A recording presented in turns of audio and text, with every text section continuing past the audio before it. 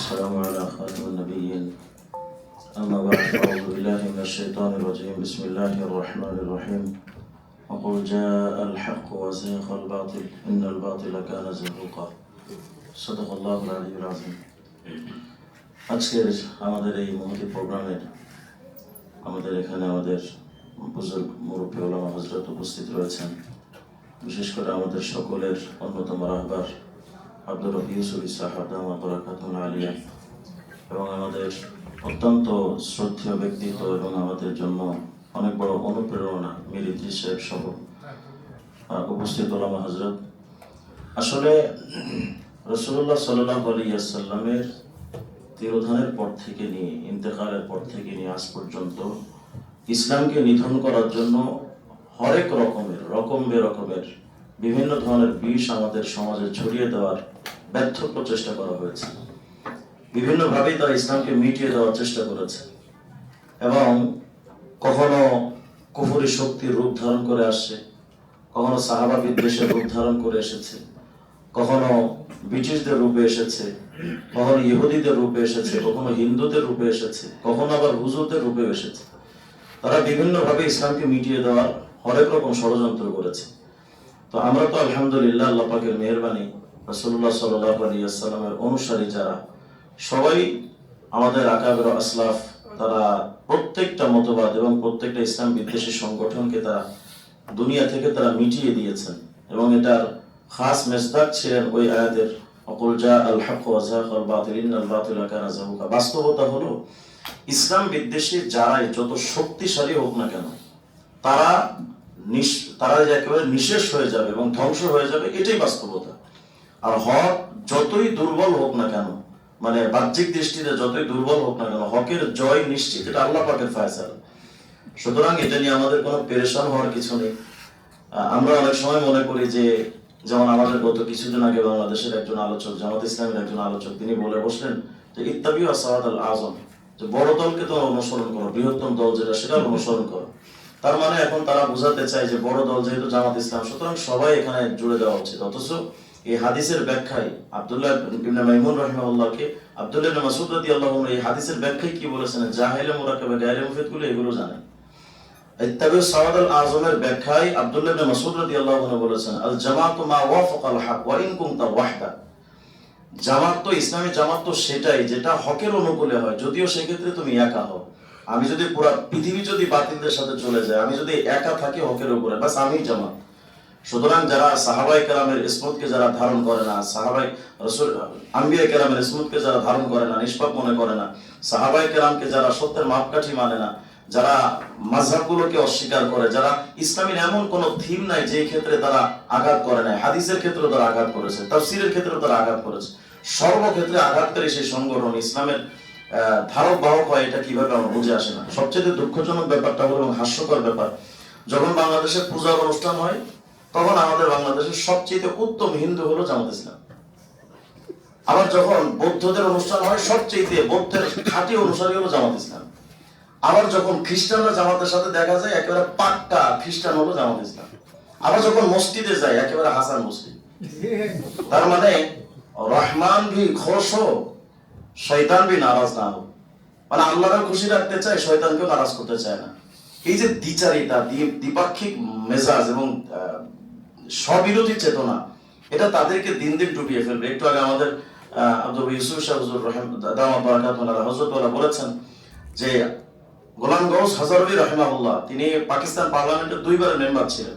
পাকিস্তান পার্লামেন্টে তার উপরে যখন হামলা হয়, তাকে হত্যা করার জন্য হামলা করার চেষ্টা করেছিল, গোলাম গৌস হাজারী রহমতুল্লাহ হাত কর্তৃত হাত নিয়ে, কাটা জখমি হাত নিয়ে তিনি বলেছিলেন, আমি ওইটা একটু নোটও করে নিয়ে আসছিলাম, এই মওদুদি খমিনি দো ভাই একটা বই আছে উর্দুতে, এই বইয়ের মধ্যে 44-43 নম্বর পৃষ্ঠার মধ্যে আসছে।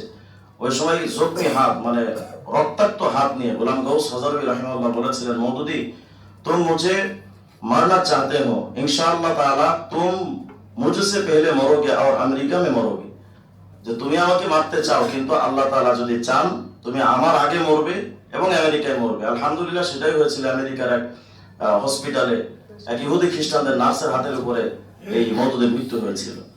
বাস্তবতা হলো এই যে মওদুদিবাদ, এখন যে দেখছেন গতকালকে আমাদের জামাত ইসলামের তাহের সাহেব যে বলেছেন যে তারা আমেরিকান এম্বাসি নির্দেশনা যেভাবে দিয়েছে বা সেভাবে তারা এই জোটটা গঠন করেছে, এবং এই ক্ষেত্রে শুধু ইসলামপন্থীদের রাখা যাবে না সেভাবে স্পষ্ট করেছে। আসলে বাস্তবতা হলো এই জামাত ইসলামের জন্মটা শুধু আমরা তাকে মুনাফিকে বলেছি, মুনাফিকের মধ্যে সবগুলো ভেতরে লুকিয়ে আছে। মূলত এদেরকে যে ইহুদি খ্রিস্টানরা যেদেরকে পরিচালনা করে এবং আমেরিকা যেদের পরিচালনা করে, এটা বাস্তব নমুনা দিই। আমাদের সামনে তো ওরা যখন গলা ফাটিয়ে বলে যে আমরা ইসলামী শরিয়া কায়েম করবো, মুসলমানদের মজলিসে গিয়ে কথা বলে, আবার যখন খ্রিস্টানরা যখন তাদের সাথে দেখা করে বলে না আমরা শরিয়া কায়েম করবো না। আবার যখন পাল্টা প্রশ্ন আমরা করি যে আপনারা শরিয়া অস্বীকার করলেন কেন, না আমরা তেমন কথা বলিনি। মানে এদের কথাটা শুধু দ্বিপাক্ষিক না, একেবারে ত্রিমুখী কথা। তারা মুখে প্রথম বললো আমরা শরিয়া কায়েম করতে চাই, কোরআনের শাসন চাই, কোরআনের আইন চাই, সৎ লোকের শাসন চাই, এই স্লোগান দিয়ে সামনে আসলো। যখন আমরা মনে করলাম যে না এরা শরিয়া কায়েম করতে চাই, খ্রিস্টানরা কি দেখা করলো আপনারা কি শরিয়া কায়েম করবেন, না কে বলেছে শরিয়া কায়েম করবো। আবার যখন আমরা পাল্টা প্রশ্ন করছি আপনারা যে একটু আগে বললেন আমাদের স্লোগান দিয়েছেন আপনারা কোরআনের আইন কায়েম করবেন, না আমরা তো এই কথাই বলি, যে বলে এইভাবে বলি নাই। এই যে দ্বিচারিতা, তারা ডাইরেক্ট অস্বীকার করে যে আমরা শরিয়া অস্বীকার করি নাই। আমি তাদের গত কয়েকদিন আগে আমাদের ওসামা সাহেবের সাথে একটা টকশোতে আমি এটার 5টা প্রমাণ দিয়েছিলাম। তারা যে শরিয়া কায়েম করতে চায় না, তা আপনি তাদের গঠনতন্ত্র দেখেন, পুরো গঠনতন্ত্র 20 সালে যে গঠনতন্ত্র তাদের তৈরি হয়েছে, এই সংস্করণের পুরাটা গঠনতন্ত্র যদি পড়েন, কোথাও আপনি দেখবেন না এটা যে তারা স্পষ্ট করে শুধু বলেছে আমরা শরিয়াই কায়েম করতে চাই। হ্যাঁ, প্রথম তারা একটা ধারার মধ্যে এটা বলেছে যে আমরা কোরআনের বাইরে কোনো আইন আমরা চাই না। আবার এই কথার পরে তারা দেখেন, আমি কয়েকটা প্রমাণ আপনাদের সামনে সংক্ষেপে পেশ করি। তাদের গঠনতন্ত্রের 12 নম্বর পৃষ্ঠা, 13 নম্বর পৃষ্ঠা এবং 26 নম্বর পৃষ্ঠায়, এই 3টা পৃষ্ঠার মধ্যে 5টা বক্তব্য আছে তাদের। তারা লিখেছে বাংলাদেশ জামাত ইসলামী উহার বাঞ্ছিত সংশোধন ও সংস্কার কার্যকর করিবার জন্য নিয়মতান্ত্রিক ও গণতান্ত্রিক পন্থা অবলম্বন করিবে। মানে সংস্কারের জন্য তারা গণতান্ত্রিক পন্থা অবলম্বন করবে, শরিয়া পন্থা অবলম্বন করবে না। 13 নম্বর পৃষ্ঠার মধ্যে লিখেছে সংঘবদ্ধ প্রচেষ্টার মাধ্যমে বাংলাদেশে নিয়মতান্ত্রিক ও গণতান্ত্রিক পদ্ধতিতে সুবিচারপূর্ণ শাসন কায়েম করিয়া সমাজ হইতে সকল প্রকার জুলুম, শোষণ, দুর্নীতি ও অবিচার অবসান ঘটানোর আহ্বান। তার মানে এই সমাজ থেকে জুলুম, শোষণ, দুর্নীতি, অবিচার এগুলো সবকে মিটিয়ে একটা সুবিচারপূর্ণ সমাজ কায়েম করার জন্য একমাত্র সিস্টেম হলো তাদের নিয়মতান্ত্রিক ও গণতান্ত্রিক পদ্ধতি। তার মানে তারা শরিয়া পদ্ধতিতে তারা এই সুবিচার কায়েম করার কোন ফিকিরই তাদের নাই। এরপর 13 নম্বর পৃষ্ঠায় লিখেছে নিয়মতান্ত্রিক ও গণতান্ত্রিক পন্থায় সরকার পরিবর্তন এবং সমাজের সর্বস্তরে আল্লাহ ভীরু চরিত্রবান সৎ ও যোগ্য লোকের নেতৃত্ব কায়েমের চেষ্টা করা। তার মানে সৎ ও যোগ্য লোকের, আল্লাহ ভীরু লোকের শাসন কায়েম করার জন্য তারা নিয়মতান্ত্রিক ও গণতান্ত্রিক পদ্ধতি অবলম্বন করবে, শরিয়া পদ্ধতি অবলম্বন করবে না। এগুলো কিন্তু আমাদের কোনো বানানো কোনো কোড করা না, এটা সরাসরি তাদের সাংগঠনিক সংবিধান থেকে উঠিয়ে নিয়ে আসা। এরপরে দেখেন আপনি 12 নম্বর পৃষ্ঠা যদি দেখেন, জামাত ইসলামের লক্ষ্য উদ্দেশ্য কি। আমরা তো মনে করি জামাত ইসলামের মূল লক্ষ্য উদ্দেশ্য হলো এরা সমাজে ইসলামী আইন বাস্তবায়ন করবে, কিন্তু এই কথা তো তারা তাদের লক্ষ্য উদ্দেশ্যের মধ্যে লেখেই নেই। তারা তাদের লক্ষ্য উদ্দেশ্যের মধ্যে লিখেছে ধারা নাম্বার 3, বাংলাদেশে নিয়মতান্ত্রিক ও গণতান্ত্রিক পদ্ধতিতে ন্যায় ও ইনসাফ ভিত্তিক সমাজ প্রতিষ্ঠা করা এবং আল্লাহ তাআলার সন্তুষ্টি অর্জন করা। তার মানে আল্লাহ তাআলার সন্তুষ্টি অর্জন করার জন্য গণতান্ত্রিক পদ্ধতিতে তারা ন্যায় ইনসাফ কায়েম করবে, শরিয়া আইনে না। তাহলে তাদের লক্ষ্য উদ্দেশ্যের মধ্যে মূল বক্তব্যই হলো যে আল্লাহ সন্তুষ্টি অর্জন করবে বেঈমানদের বানানো গণতন্ত্র দিয়ে। তার মানে এরা কত লেভেলের, মানে মুনাফিকের তো একটা সংজ্ঞা থাকে, এরা কেউ সংজ্ঞা বাইরে মুনাফিক। এই জন্য আমরা সবসময় এদের বিরোধিতা করে আসছি যে আসলে এরা ইসলামী যে চেতনা, মূল্যবোধ, এখানে তারা আমাদের আকীদা, বিশ্বাস, আমাদের আমল এমন কোন জায়গা নাই যেখানে তারা আঘাত করে না। যেমন দেখেন আমলি দিক থেকে আমি আমাদের আকাবির আসলামের কাছে অনেক সময় জামাত ইসলামের লোকেরা যেত যে হুজুর আমরা সমাজে ইসলাম কায়েম করতে চাই। একবার আমাদের এক বুজুর্গের কাছে একজন লোক গেছে, হুজুর আমরা সমাজে ইসলাম কায়েম করতে চাই। হুজুর বললেন তোমার মধ্যে তো ইসলাম নাই, মাথায় টুপি নাই, মুখে দাড়ি নাই, গায়ে পাঞ্জাবি নাই, তোমার ভিতরে ইসলাম নাই, তুমি আবার ইসলামী হুকুমত কায়েম করবা। নিজেদের মধ্যে ইসলাম নাই, অথচ এরা ডাইরেক্ট ইসলামী হুকুমতের কথা বলে মানুষকে ধোঁকাবাজি করছে। মূলত জামাত ইসলাম গত কয়েকদিন আগে ওসামা ভাই একটা কথা বলেছিল যে জামাত ইসলাম কোনো আকীদা এবং আমলি সংগঠন না। তাহলে আমার প্রশ্ন হলো যদি এটা আকীদা এবং আমলি সংগঠন না হয় তাহলে এটা নিশ্চয়ই গণতান্ত্রিক সংগঠন। আমরা তো ওইটাই বলতে চাচ্ছি বারবার যে আপনারা একটু ঘোষণা দেন যে জামাত ইসলাম ইসলামিক দল না, এটা একটা গণতান্ত্রিক সংগঠন। বাস এটা যদি ঘোষণা দেন তাইলে তো মানুষ আর ধোঁকাবাজি করার দরকার নাই যে জামাত ইসলাম ইসলাম কায়েম করতে চায়। আমরা আগাগোড়াই আমাদের বর্তমান বাংলাদেশের বুজুর্গ আমাদের মহিবুল্লাহ বাবনগরী সাহেব দামাত বারাকাতুল্লাহ আলী, আমরা হযরতের ভরপুর হায়াতে তৈবা কামনা করি। আল্লাহ তাআলা এই সাহসী মধ্যে মুজাহিদের ছায়া আমাদের জন্য দীর্ঘ করেন। আমিন। পুরা বাংলাদেশ যখন একদিকে, হুজুর তখন আরেকদিকে, পুরা স্রোত যখন একদিকে, হুজুর আরেকদিকে, হক তো বাঁচাতে হবে। অনেক সময় আমাদেরকে বলা হয় যে আমরা ভাইরাল হওয়ার জন্য এটা করছি। ভাই, আপনার সাথে আমার সাথে আল্লাহর কি সম্পর্ক সেটা তো আমি ভালো জানি।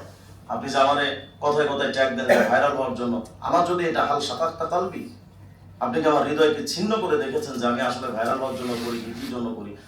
আমার সাথে আমার আল্লাহর মুআমালা, আমি আল্লাহর সাথে যেভাবে বোঝাপড়া করে আমি সামনে এগোচ্ছি সেটা তো আমার আল্লাহর সাথে বোঝাপড়া হবে।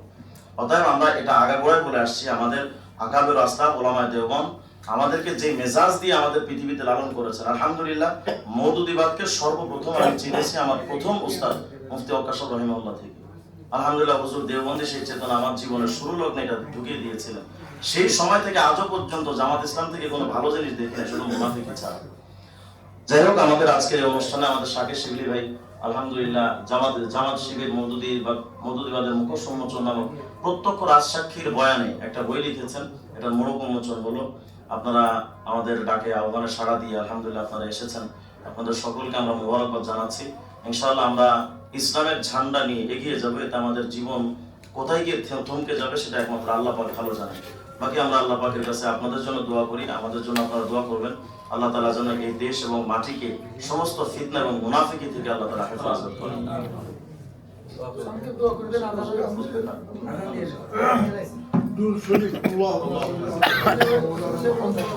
وعلى آله وأصحابه وبارك وسلم الحمد لله يا الله আমরা এখানে একটা বিষয়ে আলোচনা করেছি। আল্লাহ আমাদের ভুল ত্রুটি মাফ করে দাও। আমিন। আল্লাহ আমাদেরকে এই বাতিল ফিরকা বাতিল মতবাদের সেই ধোঁকা থেকে আমাদেরকে হেফাজত করো। আল্লাহ তুমি আমাদের ঈমানের হেফাজত করো। আল্লাহ দেশবাসীকে হেফাজত করো। আল্লাহ আমাদের দেশকে গ্রাস করার জন্য নানাভাবে কোনোটা আমাদের ভৌগোলিকভাবে গ্রাস করার জন্য তৈয়ার, কেউ আমাদের সার্বভৌমত্ব গ্রাস করার জন্য তৈয়ার, কেউ আমাদের আদর্শিকভাবে গ্রাস করার জন্য তৈয়ার। আল্লাহ সব আগ্রাসীদের কাছ থেকে আমাদেরকে হেফাজত করো, দেশকে হেফাজত করো। সাল্লাল্লাহু তাআলা আলা খায়রি খালকি মুহাম্মদ ওয়া আলিহি ওয়া সাহবিহি আজমাইন বিরহমাতিকা ইয়া আরহামার রাহিমিন।